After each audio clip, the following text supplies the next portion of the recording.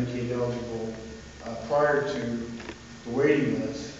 The hospital had the option of sending the passport. Now if there's a waiting list, the person can't afford to go to the waiting list. So the only option is the nursing home. This bill will allow the person to draw down money, but they would have been spending the nursing home for passport, and it doesn't affect the waiting list for passport slots. Same thing with assisted living. Prior to House Bill 1, we passed legislation that a person, once they completed the resources, they could just stay in assisted living on Medicaid. With the impact of the waiting list we've had, that's changed. I can't really still explain how it changed, but it changed that they had to go to the nursing home, then come back to assisted living. This just removes that step. That's what Cindy said, that wanted to kind of put a more practical terms. Coach Turley, why is it better to do this than just expand passport and all the money back to passport? Well, that's a good question to ask this group.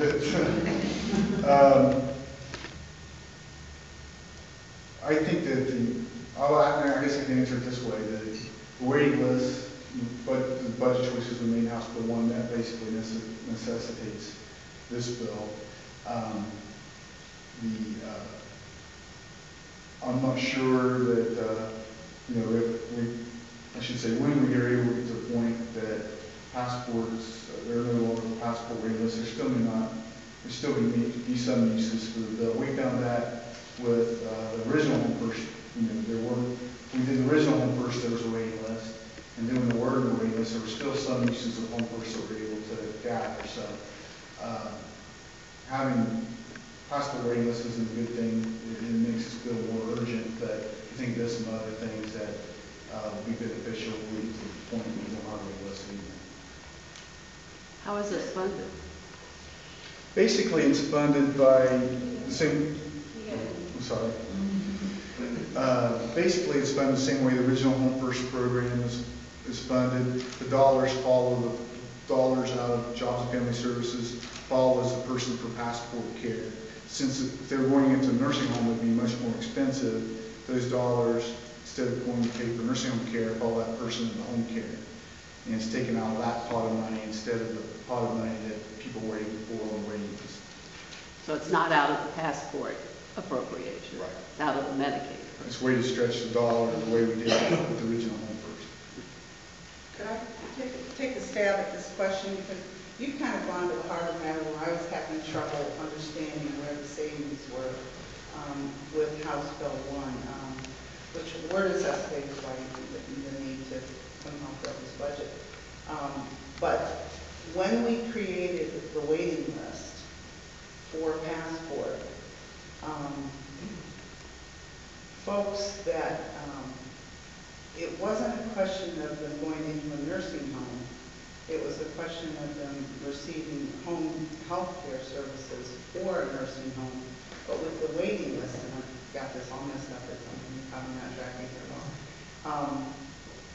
Their choice was not, I'm going to go into a nursing home. Take a 90-year-old living at home with adult children, and they need something more than what they have at that point. They're eligible for passport, but there are no slots. So they could go into a nursing home at that point. They're still free to go into a nursing home because they're eligible for that. But the person decides not to. They don't want to go into a nursing home. So they don't go on the passport. So they don't receive the home health care. So the state saves money because the person is neither in the nursing home. They're just continuing to struggle at home with inappropriate or inadequate care. What this does is that person that has no choice but to go into a nursing home. There's just no way the family can continue to take care of it. They go into the nursing home in order, because they have no other choice.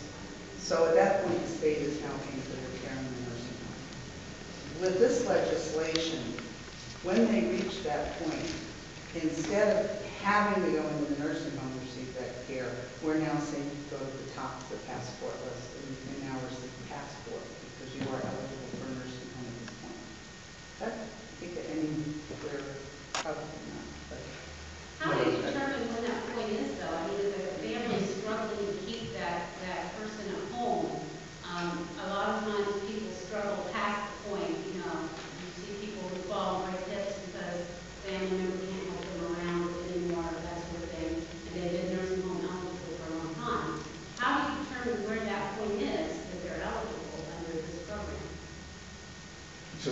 being secretary.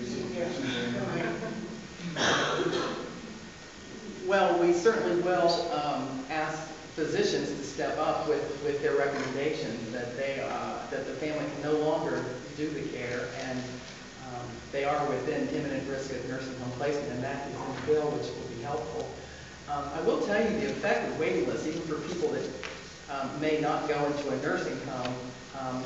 Ohio relies very heavily on local levies for support for people that are non-Medicaid eligible, and they are they fill that gap in the system. Those levies get backed up. Those were intended for non-Medicaid folks, and so from our own situation in Franklin County, then it takes a long time for people to get services in those, and then the Title III services that help people that aren't eligible for the levies. It backs up the whole system. So this will certainly relieve a piece of that, and we can get the most vulnerable people into a home. And I would like to reiterate what Senator Carey said about the next time. We always hope there's not a next time for waiting lists for passport, but here we are. And Home First, the first time was instituted, was in 2005. Mm-hmm. And so right when we were in this situation, we were able to use Home First for people that were in nursing homes because that was already in place. And that's how the chap in Spada was able to get home out of a nursing home so quickly. So I think having this, the most vulnerable people in statute would be helpful for any future situations also.